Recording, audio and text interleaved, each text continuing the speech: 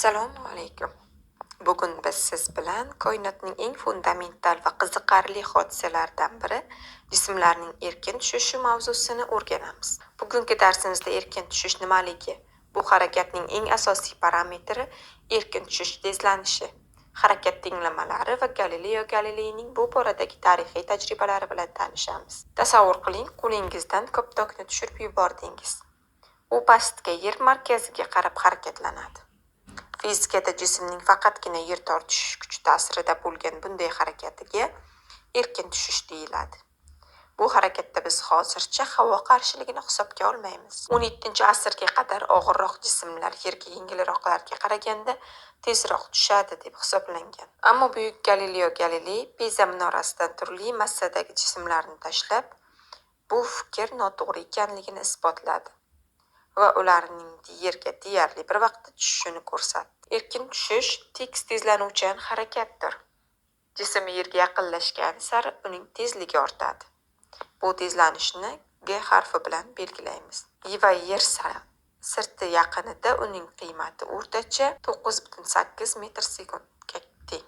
Erkin tushish harakatini hisoblash uchun ma'lum tenglamalar ishlatiladi. Agar jismni boshlang'ich tezliksiz tushirsak, formulalar soddaroq bo'ladi. Agar uni ma'lum bir tezlik bilan tashlasak, harakat tenglamalariga boshlang'ich tezlik qo'shiladi. Bu nimani anglatadi? Agar jismni tushirib yuborsak, 1 sekunddan keyin uning tezligi 9,8 metr taqsim sekund bo'ladi. 2 sekunddan keyin 19,6 metr taqsim sekund bo'ladi. Va hokazo. Har sekundda jismning tezligi yerga yaqinlashgani sari bir xil qiymatga ortib boradi. Ammo agar biz jismni vertikal yuqoriga otsak nima bo'ladi? Bu holda tezlanish pastga, tezlik esa yuqoriga yo'nalgani uchun u sekinlanuvchan harakat qiladi. Va eng yuqori nuqtada tezligi 0 ga teng bo'ladi. Bu darsimizning eng muhim xulosasi. Agar biz havoni mutlaqo yo'qotsak, unda pad ham bolg'a ham yerga bir vaqtda tushadi. Erkin tushish tezlanishi jismning qanchalik og'ir ekaniga bog'liq emas. Keling oddiy bir masalani ko'rib chiqamiz. Qoya tepasidan tashlangan tosh yerga 4 sekundda tushdi. Agar erkin tushish tezlanishi 10 metr taqsim sekund deb olsak, qoyaning balandligini topishimiz mumkin.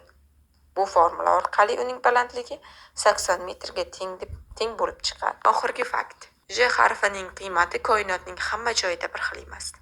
Masalan, Oyda gravitatsiya kuchsizroq bo'lgani uchun J yerga qaraganda 6 barobar kichik.